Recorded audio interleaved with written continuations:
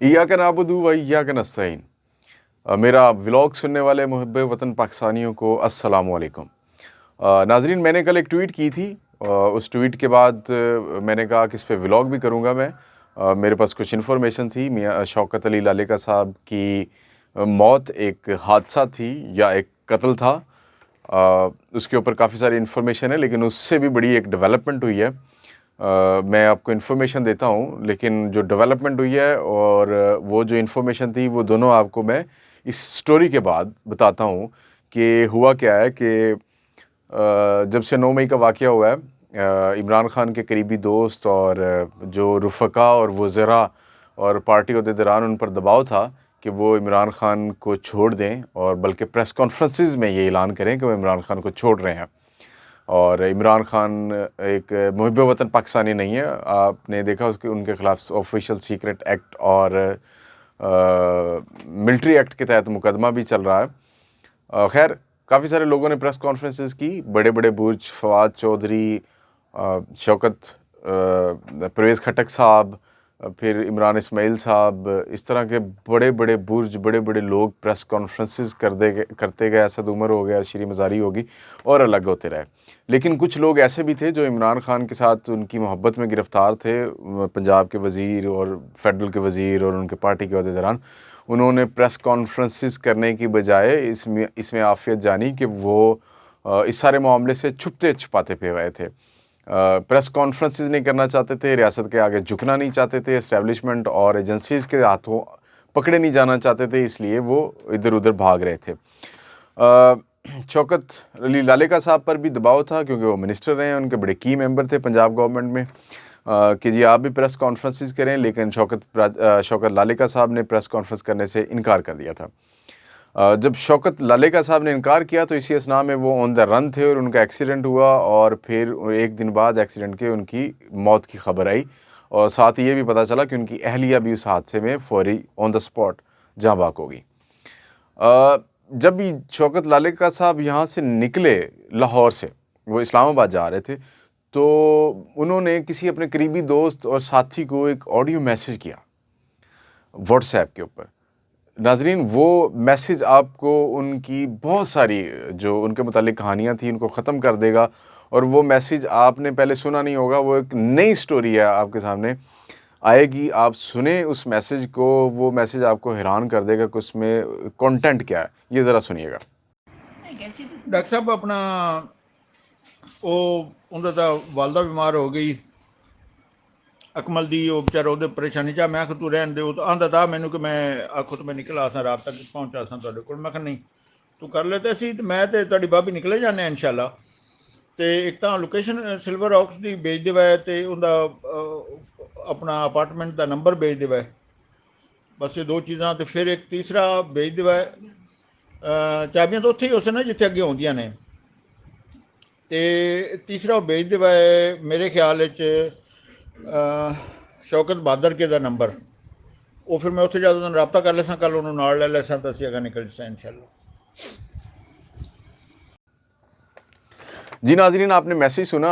इस मैसेज में शौकत लालेका साहब अपने एक बड़े करीबी अजीज़ और दोस्त को कह रहे हैं कि जी मैं इस्लामाबाद जा रहा हूँ। सिल्वर ओक होटल की बात की उन्होंने, वहाँ पे वो रेजिडेंस उन्होंने अख्तियार करनी थी जाके यहाँ से। उनकी अहलिया भी उनके साथ थी। यारिस गाड़ी है गालबन, जो आपने तस्वीरों में भी देखी, एक्सीडेंट में भी देखी, एक्सीडेंट हुआ जिस पर टोटली तबाह हो चुकी है।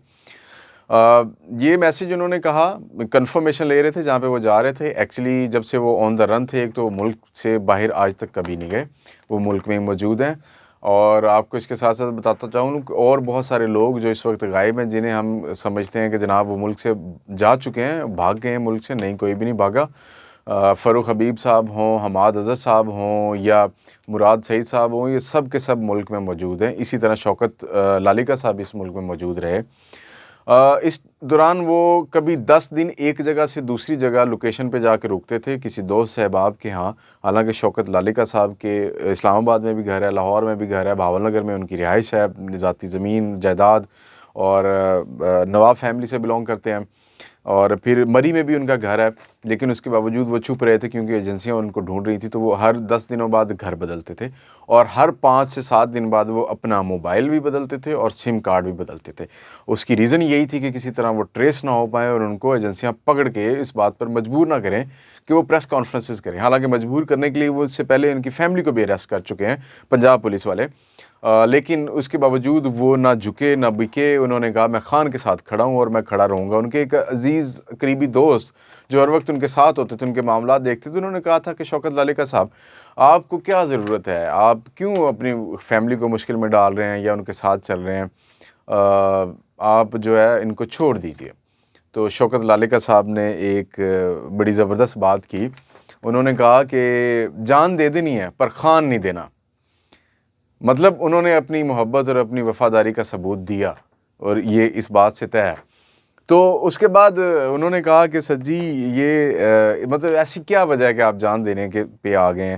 تو انہوں نے کہا کہ عمران خان کی زندگی میں پہلے جو بھی تھا اب وہ محب وطن پاکستانی ہے، اور اب وہ عاشق رسول ہے، تو مجھے وہ پسند ہے، تو میں اسی کے ساتھ جیوں گا اور میں جان دے دوں گا لیکن میں خان کا ساتھ نہیں چھوڑوں گا۔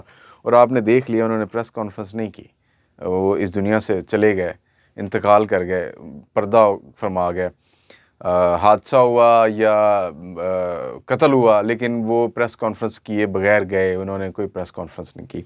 اچھا ناظرین، ہوا یہ کہ جب انہوں نے میسی کیا تو اس کے بعد وہ یہاں سے نکل پڑے، تو وہ اسلام آباد کی طرف روانہ تھے۔ کوٹ مومن کے قریب موٹر وے پر پہنچ کر اچانک ان کی گاڑی کو حادثہ پیش آ جاتا ہے۔ اب اس حادثے میں بڑی عجیب و غریب سی کچھ پوائنٹس ہیں، وہ ایڈریس ہونے بڑے ضروری ہیں، کیونکہ اس کے بغیر آئی تھنک سو دیٹ کہ آپ یہ ڈیفائن نہیں کر پائیں گے کہ حادثہ تھا یا قتل تھا۔ اب جب ایکسیڈنٹ ہو گیا 10 بج کر غالباً کوئی 10:30 بجے کے قریب یہ ٹائم تھا جب حادثہ ہوا۔ حادثہ ہوتا ہے 10:30 بجے، تو اس دوران ان کو لے کے جاتے ہیں کوٹ مومن ہاسپٹل میں، جو گورنمنٹ کا ہاسپٹل ہے، وہاں پہ ایڈمٹ کروایا جاتا ہے ان کو۔ لیکن 2 گھنٹے گزر جانے کے بعد ڈرائیور نے ابھی تک انفارم نہیں کیا۔ آپ نوٹ کریں کہ ڈرائیور، اب اس گاڑی میں 3 لوگ موجود تھے، میاں شوکت علی لالیکا صاحب، ان کی اہلیہ، اچھا، اور تیسرے ڈرائیور تھے۔ کچھ خبریں تھیں جیسے شہباز گل صاحب نے ولاگ کیا اور اس میں بتایا کہ ان کی بہن بھی ساتھ تھی، ٹویٹر پہ بھی یہ بات چلی، سوشل میڈیا پہ بھی چلی، نہیں ایسا نہیں ہے، ان کی بہن ساتھ میں نہیں تھی۔ شوکت لالیکا صاحب تھے، ان کی بیگم تھی اور ڈرائیور تھا۔ جب حادثہ ہوا، گاڑی ٹکرائی، جس اس ٹریلر کے ساتھ ٹکرائی، آپ ان کی امیجز آپ نے دیکھی ہیں، فوٹوز بھی دیکھ سکتے ہیں آپ، کہ گاڑی آگے سے فرنٹ سے مکمل طور پر تباہ ہو گئی ہے اور اموات ہوئی ہے جو پچھلی 2 سیٹوں پہ بیٹھے ہوئے تھے۔ شوکت صاحب اور ان کی بیگم پچھلی سیٹ پہ بیٹھے ہوئے تھے، اگلی سیٹ پہ ڈرائیور تھا، اور ڈرائیور کو ایک خراش تک نہیں ہے۔ یہ ڈرائیور ان کے ساتھ کوئی کافی عرصے 10-15 سال سے، اور یہ ان کے گاؤں میں سے ہے جس گاؤں سے وہ بلونگ کرتے ہیں۔ تو ایک ڈرائیور کو ایک خراش بھی نہیں آئی اور وہ بچ بھی گیا، اور وہ ان کو ہاسپٹل، ایمبولینس بھی ہیلپ آ گئی 130 پہ موٹر وے والی، وہ ان کو لے گئے۔ ڈرائیور نے 2 گھنٹے بعد جا کے 12:30 بجے کے قریب جا کے انفارم کیا کہ میاں صاحب کا ایکسیڈنٹ ہو گیا، میاں صاحب بڑی کریٹیکل کنڈیشن میں اور ان کی اہلیہ جاں باک ہو گئی ہیں۔ اب جب میاں صاحب کو ہاسپٹل لے کے گئے تو میاں صاحب کو جب ہوش آیا، پہلی دفعہ ہوش آیا، تو میاں صاحب ایکچولی رائٹ سائڈ سے ان کی پوری باڈی تقریباً، ان کی ٹانگیں اور بازو اور یہ ایریا بڑا ڈیمیج ہوا، بڑی کریٹیکل کنڈیشن میں تھی۔ تو ان کو جب ہوش آیا تو انہوں نے ہوش آتے ہی سب سے پہلا جو سوال کیا، وہ ان کو بھی سمجھ نہیں آئی تھی کہ ہوا کیا تھا۔ انہوں نے ہوش میں آتے ہی پہلا سوال یہ کیا کہ ایکسیڈنٹ کیسے ہوا؟ اس کے اوپر ان کو کوئی جواب نہیں ملا، کیونکہ ڈرائیور اس وقت ان کے پاس نہیں تھا، وہ ICU میں تھے۔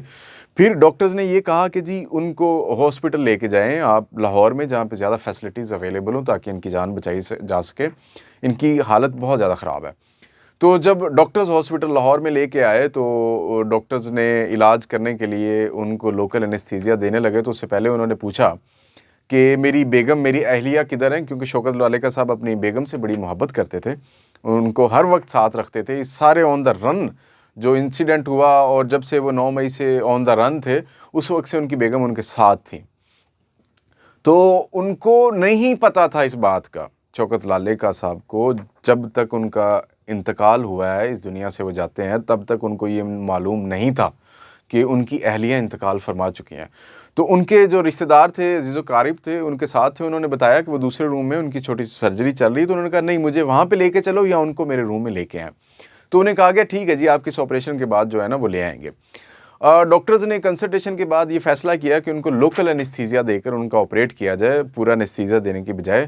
اسی دوران جب ان کو لوکل انیستھیزیا دیا گیا اور آپریشن سٹارٹ ہوا تو اس میں ان کو کارڈک اریسٹ آ گیا، وہیں پہ ہارٹ اٹیک ہوا اور ان کی موت واقع ہو گئی. اب اس میں ڈرائیور ابھی تک جو ہے نا ان کے گاؤں میں موجود ہے، جنازہ ہو چکا ہوا ہے، فیملی ابھی اس ٹراما سے ریکور کر رہی ہے، لیکن ابھی تک ڈرائیور سے کچھ بھی نہیں پوچھا گیا. میرا خیال ہے کہ ڈرائیور سے کچھ سوالات ہونا بہت ضروری ہیں کہ وہ حادثہ کیسے ہوا.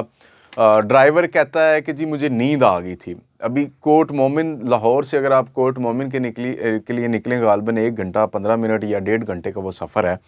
اس 1.5 گھنٹے کے دوران اس ڈرائیور کو اچانک نیند آ جانا اور اس کے بعد گاڑی کا ٹکرانا، اور ڈرائیور کو نیند آئی ہے لیکن اس کے باوجود گاڑی ٹکرا گئی، اس کے باوجود اس کو ایک خروش تک نہیں آئی. یہ کیسے ممکن ہو سکتا ہے؟ پھر اس کے بعد جب ان کو کارڈک اریسٹ ہوا ہے آپریشن کرنے کے لیے، جو ان کو انیستھیزیا دیا گیا اس کا پرپس تو تھا یہ کہ جی وہ لوکل انیستھیزیا اس لیے دیا گیا جاتا ہے یا اس کا پرپس یہ ہوتا ہے کہ جی فل باڈی سلیپ پہ نہ جائے، کوئی ایسا مسئلہ نہ ہو جائے. لوکل انیستھیزیا ہوگا تو باقی باڈی فنکشننگ میں ہوگی، لیکن اس کے باوجود ان کو کارڈک اریسٹ آ گیا. یہ سمجھ سے بالا تر ہے، اس کے اوپر بھی باقاعدہ طور پہ انکوائری ہونی چاہیے یا اس چیز کے اوپر ڈاکٹرز سے سوال ہونے چاہیے کہ ایسا کیوں ہوا ہے. اب یہ جو چیزیں ہیں کہ ان کے کس نے مارا یا کیسے مرے، میرا خیال ہے کہ میں ایک انفارمیشن آپ کو جو ہے اس کے اوپر دیتا ہوں، لیکن اس سے پہلے ایک چھوٹا سا پوائنٹ وہ آپ کے سامنے رکھتا ہوں کہ جب آن دا رن تھے، ریاست کی ایجنسیز اور پولیس ان کے پیچھے تھی، اسٹیبلشمنٹ ان کے پیچھے تھی، ان کو پکڑنا چاہ رہی تھی، ان سے پریس کانفرنس کروانا چاہ رہی تھی. تو میرا خیال ہے کہ جس طرح ارشد شریف صاحب کو مجبور کیا گیا کہ وہ یہ ملک چھوڑ کے جائیں، وہ نکلنے میں مجبور ہو گئے کہ ان کو مار نہ دیا جائے، اور پھر وہ وہاں جا کے ان کا مرڈر کر دیا گیا، وہ ان کو شہید کر دیا گیا. اسی طرح جب یہ تھے تو یہ بھاگ رہے تھے تو ایکسیڈنٹ ہوا تو یہ بھی تقریباً جاں باغ اور شہید ہی ہو گئے. تو اس کا ذمہ دار کون ہے؟ اس کا ذمہ دار وہ ریاست ہے، وہ ریاست کے ادارے ہیں جو یہ چاہتے ہیں کہ پولیٹیکل انجینئرنگ رجیم چینج کے بدلے اپنی مرضی کے لوگوں کا سیٹ اپ لایا جائے، اپنی مرضی کے لوگوں کو سیاست میں بٹھایا جائے، اپنی مرضی سے اس ملک کی سیاست کو کنٹرول کیا جائے. ناظرین، جو انفارمیشن میں آپ کو دینا چاہ رہا تھا کہ جب یہ ساری انفارمیشن، میرے پاس ایسی انفارمیشن بھی ہے جو میں آپ کو اس وقت دے نہیں سکتا، میں دینا چاہتا ہوں، میں دینا چاہتا تھا، دل کرتا ہے، لیکن مجبوریاں یہ ہیں کہ جب میں نے یہ ٹویٹ کی اس کے بعد صبح 4:30 بجے کے قریب، اس سے پہلے مجھے کچھ انفارمیشن رات کو مل چکی ہوئی تھی ساری، اس کے بعد مجھے صبح کالز آنی شروع ہو گئیں اور مجھے کال پرائیویٹ نمبر سے بھی کالز آئیں، اور مجھے کالز میں کہا گیا کہ جی آپ یہ انفارمیشن نہیں دیں گے، اگر آپ دیں گے تو آپ کے لیے اچھا نہیں ہوگا، آپ اپنا خیال کیجئے، اپنے آپ کو دیکھیے، پھر اس سوسائٹی کو سمجھتے ہوئے آپ کوئی انفارمیشن ڈیلیور کی دیجیے گا. اس کے علاوہ ان کے عزیز و قارب کی اور دوستوں کی، میرے دوستوں کی فونز آئے کہ یار ایسا نہ کیجیے، آپ نہ کیجیے. اس لیے مجھے تھوڑا سا میں باؤنڈ ہوں اس بات پہ کہ اگر میں وہ کچھ انفارمیشن اس میں سے ایسی ہے جو اگر آپ کو دوں گا تو شاید میرے لیے بھی وہ خطرناک ہو جائے. تو ٹھیک ہے، صحافت کرتے ہیں ہم، لیکن تھوڑا اپنے ساتھ فیملی ممبرز ہیں، باقی چیزیں بھی ان کو بھی دیکھنا ہوتا ہے. اچھا، اس میں اب کچھ چیزیں ایسی ہیں کہ جیسے غلط خبریں پھیلائی جا رہی تھی، وہ یہ تھی کہ جی بہن بھی ساتھ تھی، نہیں تھی، بہن ساتھ نہیں تھی، ٹریفک حادثے سے جاں باغ ہوئے. ٹریفک حادثہ ہوا، لیکن ان کی موت کی وجہ حادثہ نہیں، ان کی موت کی وجہ کارڈک اریسٹ ہے. لاہور میں ایک FIA کے ڈائریکٹر تھے ڈاکٹر رضوان صاحب، ان کا بھی ایک کارڈک اریسٹ ہوا تھا، ان کو بھی ہارٹ اٹیک ہوا تھا. پچھلے دنوں سیکٹری ڈیفنس ہیں، سیکٹری داخلہ تھے عبداللہ سنبل صاحب، ان کا بھی کوئی ہارٹ اٹیک کا مسئلہ ہوا. پھر وہ جس طرح منظور پاپڑ والا اور کچھ وہ مقصود چپڑاسی، وہ کچھ لوگ بھی ہارٹ اٹیک کے تھرو مارے گئے. اور اس پہ بڑی ایک ڈیبیٹ سی چل رہی ہے کہ بایولوجیکلی ڈیتھس جو ہے نا وہ پولیٹیکلی اور ان چیزوں کے اندر ہو جاتی ہیں اور اکثر کروا دی جاتی ہیں. تو ناظرین، یہ آج کی انفارمیشن تھی، میں آپ کو اس پہ دینا چاہ رہا تھا، لیکن میں کچھ مجبوریاں ہیں، سمجھیے گا. لیکن یہ ہے کہ کچھ سوالات ہیں جو ڈرائیور سے پوچھ لیں تو آپ کو یہ سارا کا سارا معمہ حل ہو جائے گا. کچھ عینی بھی ہیں اس واقعے کے، یہ ایک چھوٹی سی بائٹ جو میں آپ کو بتا سکتا ہوں.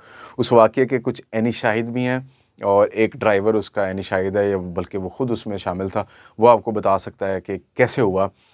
لیکن میرے منہ سے آپ ابھی یہ نہیں سن پائیں گے، ڈرائیور کے منہ سے، اور یہ ضرور کھلے گا. میں آپ کو بتا رہا ہوں کہ آنے والے وقت میں یہ سٹوری ایک دفعہ پھر انفولڈ ہوگی اور آپ کو پتہ چلے گا.